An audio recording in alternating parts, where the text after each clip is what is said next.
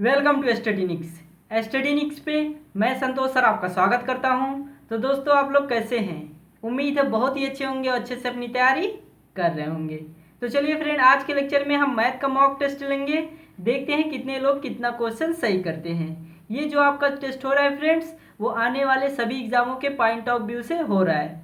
तो चलिए friend start करते हैं। देखिए आपके सामने क्वेश्चन नंबर फर्स्ट आ चुका है, इसको आप लोग सॉल्व करिए।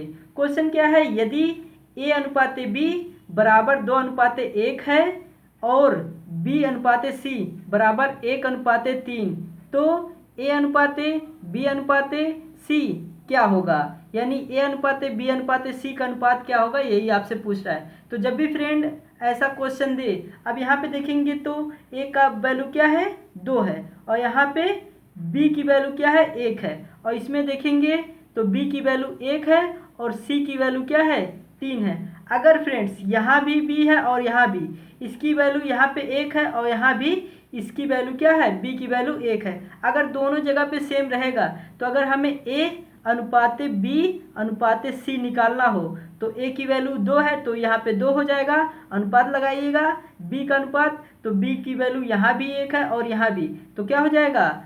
ए हो जाए 1 हो जाएगा, ठीक है, क्योंकि यहाँ भी 1 है और यहाँ भी, ठीक है। उसके बाद अनुपात लगाइएगा सी, यहाँ पे सी का अनुपात पूछा है ना, तो सी की वैल्यू यहाँ पे कितना है? 3 है, तो यहाँ पे 3 लिख दीजिएगा। यानी ए अनुपात बी अनुपात सी क्या आ गया? 2:1:3। लेकिन फ्रेंड्स अगर बी की वैल्यू सेम ना रहे, जैसे फ्रेंड्स हम एक क्वेश्चन लेते हैं, जैसे यहाँ पे क्वेश्चन देखिएगा, ए अनुपात बी बराबर आपका क्या दिया है? 3:4 दिया है। उसके बाद बी अनुपात सी कितना दिया है? 2:5 दिया है, ठीक है फ्रेंड्स, यही दिया है। अब देखिए यहाँ पे b की वैल्यू क्या है? 4 है, यहाँ पे b की वैल्यू क्या है? 2 है, ठीक है फ्रेंड्स। ऐसे केस में आप लोग, अगर आपको a अनुपात b अनुपात c निकालना हो तो क्या करेंगे? तो देखिएगा फ्रेंड्स, यहाँ पे आप लिखिएगा a अनुपात b, ठीक है। उसके बाद ये वाली वैल्यू आपने लिख लिया, अब ये वाली वैल्यू, ठीक है। यहाँ पे देखिएगा, अब b के नीचे b लिखिएगा, अनुपात लगाइएगा, यहाँ पे c लिखिएगा, फिर उसके बाद यहाँ भी बराबर करिएगा, यहाँ भी, ठीक है। अब a अनुपात b क्या है? 3:4, यहाँ पे लिखिएगा 3:4। उसके बाद b अनुपात c क्या है? 2:5। तो अब देखिएगा b के नीचे b लिखे हैं ना, तो यहाँ पे 4 के नीचे b की वैल्यू लिखेंगे तो 2 होगा, ठीक है। उसके बाद अनुपात 5। अब इसको सॉल्व करिए। इसको हम दो तरीके से सॉल्व कर सकते हैं। कैसे? देखिएगा, एक तरीका तो ये है, पहले 3 और 2 का मल्टीप्लाई करेंगे तो 3 दूनी 6, उसके बाद फिर 2 का 4 में कराएंगे तो क्या हो जाएगा? 2 चौका 8 हो जाएगा। फिर यहाँ पे अनुपात लगाइएगा, 4 का 5 में मल्टीप्लाई कर दीजिएगा, तो 4 पंचे 20, ठीक है। यानी ए अनुपात बी अनुपात सी आपका क्या आ गया? 6:8:4। लेकिन फ्रेंड्स अगर दूसरा कॉन्सेप्ट क्या है, अब यहाँ पे 2 के आगे यहाँ पे लिख दीजिएगा 2, जहाँ पे इसका है, ठीक है। या अगर यहाँ पे 2 है तो इसको ऐसे तीर बना के इसके आगे यहाँ पे 2 लिख दीजिएगा, इसके नीचे, ठीक है। अब यहाँ पे 4 है तो इसके आगे यहाँ पे 4 लिख दीजिएगा, ठीक है, यहाँ पे, ठीक है, सेम रहना चाहिए। अब देखिएगा, अब इसको सिंपली भी मल्टीप्लाई कर सकते हैं। 3 दूनी 6, यहाँ पे है 6, 4 दूनी 8, यहाँ पे 8 है, 4 पंचे 20, यहाँ पे 20 है। यानी ए अनुपात बी अनुपात सी आपका क्या आ जाएगा? 6:8:20 हो जाएगा, ठीक है फ्रेंड्स। ये हमारा दूसरा टाइप का क्वेश्चन है। तो चलिए अगला क्वेश्चन देखते हैं, क्वेश्चन नंबर 2।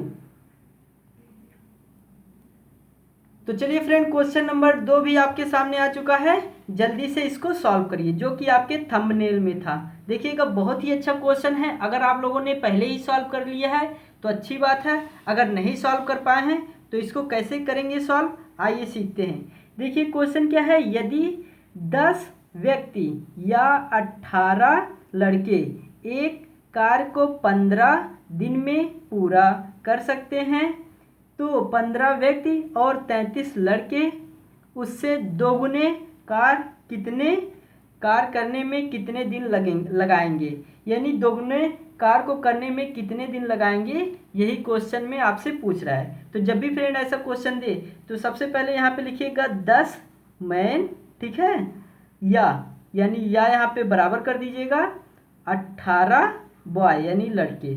अब इसको सॉल्व करिएगा तो 2 से इसको करिएगा 2 5 10, 2 से इसको करिएगा 2 9 18, यानी 5 मैन बराबर हो जाएगा 9 बॉय। ठीक है फ्रेंड्स, लेकिन हमें देखिएगा यहाँ पे तो आपका लिखा है 10 व्यक्ति या 18 लड़के, लेकिन जो आपका यहाँ पे लिखा है क्या लिखा है 15 व्यक्ति और 33 लड़के, उससे दोगुने कार को। ठीक है, तो हम क्या करेंगे 15 व्यक्ति पहले बनाएंगे, यानी ये 5 मेल है ना, तो इसको 15 अगर हमें बनाना होगा तो क्या करेंगे हम 3 का मल्टीप्लाई कर देंगे। ठीक है, यहाँ भी और यहाँ भी, जितना मल्टीप्लाई यहाँ करेंगे उतना यहाँ पे। ठीक है, तो 5 3 15 मैन बराबर हो जाएंगे 9 3 27, यानी 27 बॉय।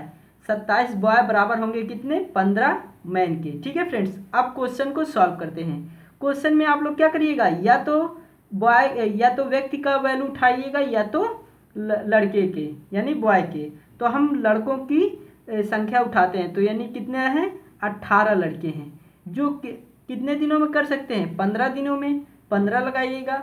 उसके बाद फिर देखिएगा कितना कार, एक कार। ठीक है, क्योंकि एक ही कार कर रहे हैं 15 दिनों में, एकांक कार। उसके बाद फिर बराबर करिएगा।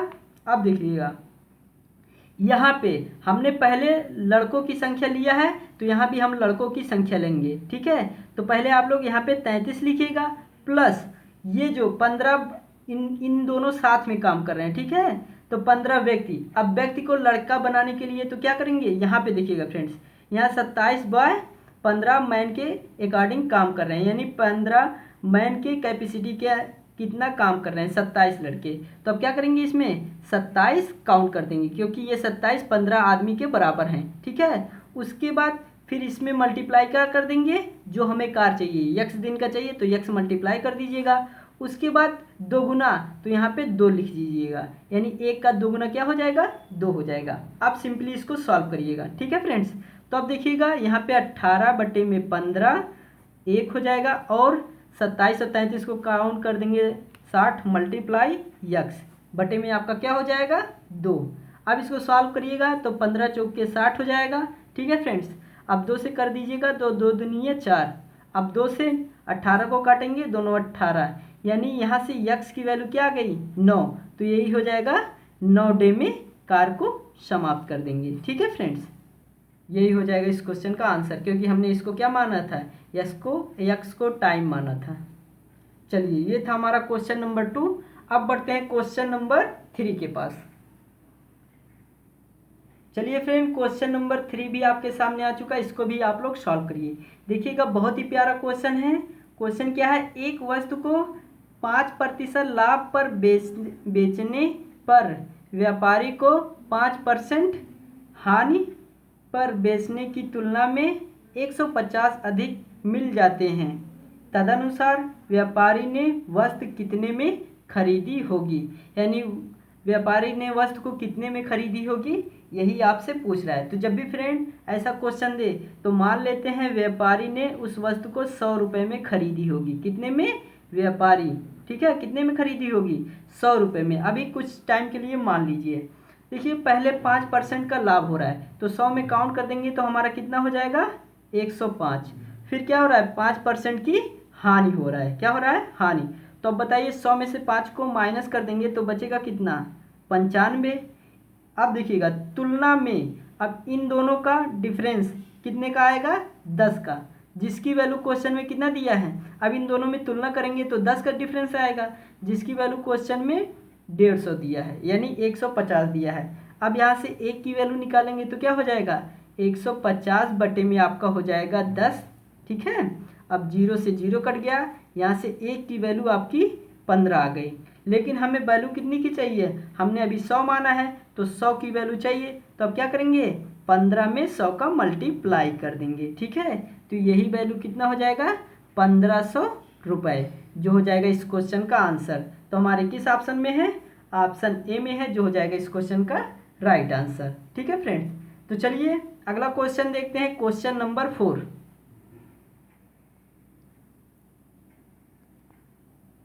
चलिए फ्रेंड, क्वेश्चन नंबर 4 भी आपके सामने आ चुका है, इसको भी आप लोग सॉल्व करिए। देखिएगा बहुत ही प्यारा क्वेश्चन है, अगर इस टाइप का क्वेश्चन आप लोग कर लेते हैं तो अच्छी बात है। इसको देखिए हम बहुत ही इजी तरीके से बताएंगे।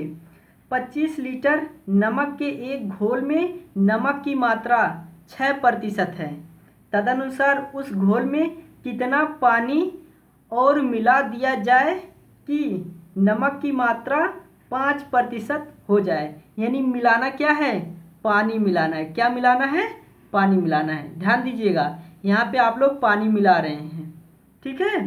घोल कितना है, 25 लीटर का। तो जब भी फ्रेंड ऐसा क्वेश्चन रहेगा तो यहाँ पे लिखिएगा 25 लीटर का घोल है तो 25 लिखिएगा। उसके बाद इसमें नमक कितना है, 6%। तो प्रतिशत हटाएंगे तो नीचे आपका 100 का बटा हो जाता है ना। उसके बाद बराबर कर दीजिएगा। अब जो घोल हो नमक की मात्रा कितना होना चाहिए, 5%। तो 5% हटाएंगे तो नीचे बटा हो जाएगा, ठीक है।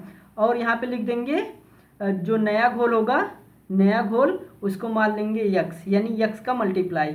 यहाँ पे पूरा घोल था, यहाँ पे हमने नया घोल को मल्टीप्लाई कर दिया, ठीक है फ्रेंड्स। ऐसे ही आप लोग सॉल्व करिएगा, क्योंकि जो नया घोल होगा उसमें ही तो आपका नमक होगा 5%, ठीक है। अब इसको सॉल्व करिएगा तो 100 से 100 कट जाएगा, 5 से काटिएगा तो 5 25 हो जाएगा। 5 और 6 का मल्टीप्लाई कर देंगे तो 5 6 30, ठीक है। ये आपका यक्स वैल्यू हमने क्या माना था, नया घोल माना था, ठीक है।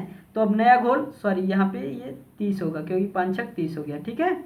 यानी यक्स आपने नया घोल माना था तो नया घोल आपका 30 लीटर का आ गया है, ठीक है। पहला घोल कितना का था, 25, तो इसमें से आप लोग 25 माइनस कर देंगे तो बचेगा आपका 5। यही हो जाएगा 5 लीटर पानी और मिलाना पड़ेगा। देखिए फ्रेंड कितना अच्छा क्वेश्चन था। आई होप ये भी क्वेश्चन आपको 100% समझ में आ गया होगा। तो चलिए अगला क्वेश्चन देखते हैं, क्वेश्चन नंबर 5।